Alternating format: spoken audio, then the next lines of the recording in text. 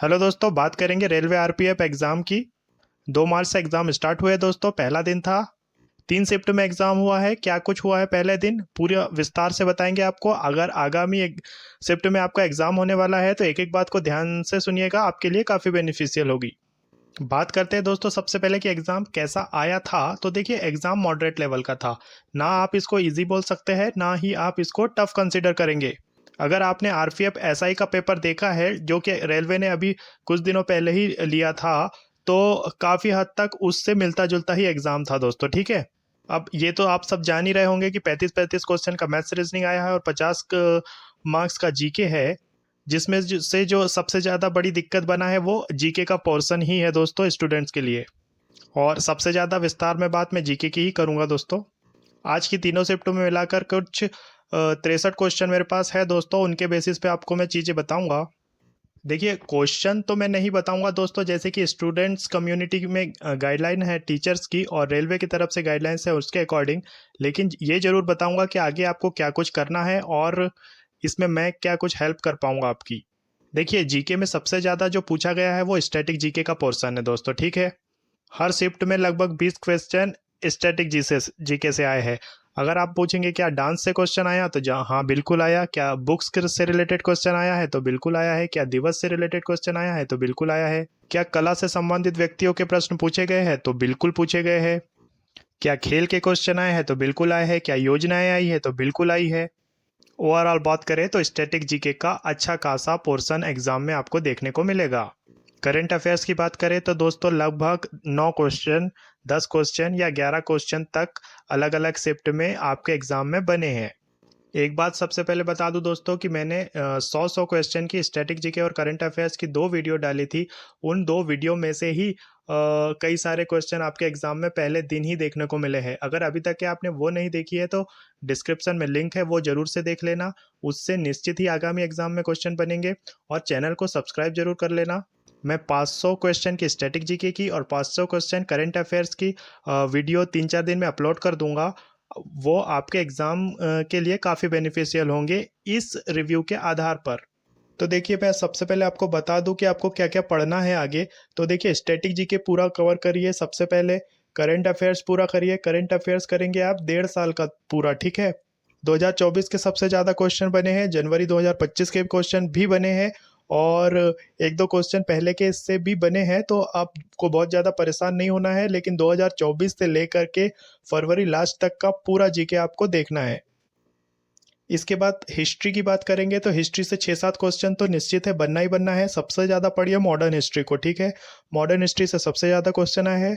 प्राचीन इतिहास से 1 या 2 क्वेश्चन मिले हैं और मेडिवल से भी ठीक ठाक क्वेश्चन है। तो सबसे पहले पढ़िए मॉडर्न हिस्ट्री को, फिर पढ़िए मध्यकालीन भारत को, और फिर पढ़िए प्राचीन भारत को। बात करेंगे पॉलिटी की दोस्तों, तो अनुच्छेद 1 से लेकर के अनुच्छेद 51 तक के सारे आर्टिकल्स को अच्छे से याद कर लीजिए। इसको डिटेल में पूछा जा रहा है और एक एक आर्टिकल आपको रटा हुआ होना चाहिए दोस्तों, ये जरूरी है। इसके बाद पॉलिटी में आपको जितने भी संविधान संशोधन हुए हैं वो पूरे याद होने चाहिए। मौलिक अधिकार, मौलिक कर्तव्य और संविधान के स्रोत, ये भी आपको एकदम रटंत होने चाहिए। भूगोल की बात करेंगे दोस्तों, तो भूगोल में पढ़ना है आपको जनसंख्या पढ़िए, पहले तो जलवायु पढ़िए, नदी तंत्र पढ़िए पूरा, और पर्वत पढ़िए, पठार पढ़िए, सौर मंडल से रिलेटेड चीज़ें पढ़ना है। और मौसम पढ़ना है दोस्तों। भारत के पड़ोसी देश पढ़ना है। महाद्वीप महासागर पढ़ना है। इतने टॉपिक को अच्छे से रिवाइज करिए, इन सभी पे प्रश्न बने हैं। अर्थशास्त्र की बात करेंगे तो दोस्तों 4 क्वेश्चन बने हुए हैं। पंचवर्षीय योजनाओं से एक क्वेश्चन जरूर से बना है दोस्तों। मांग और आपूर्ति से क्वेश्चन बना है। उत्पादन और लागत से क्वेश्चन बना था। सरकारी योजनाओं से क्वेश्चन बने हैं, ठीक है। तो इनको अच्छे से देख लीजिएगा अर्थशास्त्र में। साइंस की बात करें तो बायोलॉजी पे ज़्यादा जोर दीजिए दोस्तों। बायोलॉजी के अच्छे खासे क्वेश्चन बने हैं। हालांकि पूछा तो फिजिक्स और केमिस्ट्री भी गया है। 5 से 6 क्वेश्चन साइंस के भी आपके एग्जाम में बने हैं।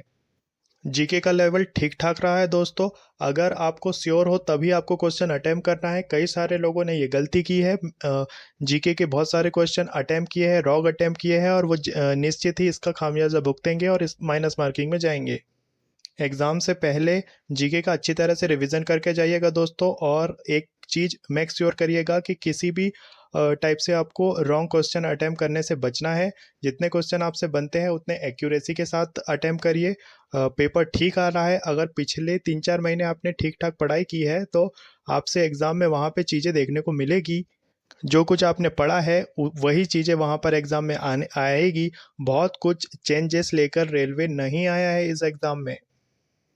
अगर जीके में 50 में से 35 क्वेश्चन आपसे बन रहे हैं तो यकीन मानिए ये बहुत अच्छा स्कोर होगा दोस्तों। आगे कुछ और चीज़ें बताऊंगा, उससे पहले रीजनिंग के बारे में देख लीजिए दोस्तों। रीजनिंग का लेवल वैसे तो इजी ही रहा है, सिर्फ 4 या 5 क्वेश्चन ऐसे थे 35 में से जो कि टाइम टेकिंग थे। कई बच्चों के साथ दिक्कत यही हुई है कि उनकी प्रैक्टिस कम होने के कारण वो इन क्वेश्चंस में उलझे रह गए हैं और एक एक क्वेश्चंस पे उन्होंने 5 से 10 मिनट तक के टाइम वेस्ट किया है, जिसका कि खामियाजा उन्होंने पेपर को पूरा कंप्लीट ना करके चुकाया है, यानी कि वो पूरा पेपर कंप्लीट ही नहीं कर पाए हैं। तो रीजनिंग में सबसे ज़्यादा ध्यान जिस पे आपको देना है वही करना है कि आपको स्किप करने का आर्ट ज़रूर से सीखना है।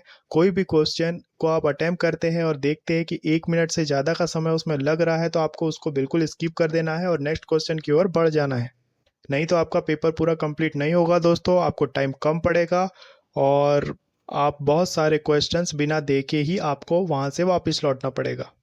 पजल के 4 से 5 क्वेश्चन आ रहे हैं दोस्तों। आल्दो ये पजल्स के क्वेश्चन इजी है, लेकिन एक क्वेश्चन जरूर उसमें ऐसा है जिसमें कि लोग फंस रहे हैं, तो इसको ध्यान रखना है। जो भी आपको लगे कि ये टाइम टेकिंग है या ये नहीं हो पा रहा है तो उसे स्किप करके आगे आपको बढ़ना है। मैथ्स की बात करें दोस्तों तो देखिए मैथ्स इजी लेवल का ही है।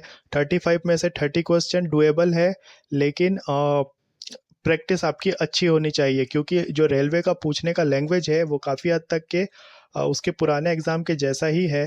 अगर आप उससे फेमिलियर है तो आपको कोई दिक्कत नहीं होगी, लेकिन आप न्यू एस्पिरेंट्स है और आप रेलवे की लैंग्वेज को नहीं जानते हैं तो हो सकता है आपको थोड़ी सी दिक्कत वहाँ पे हो।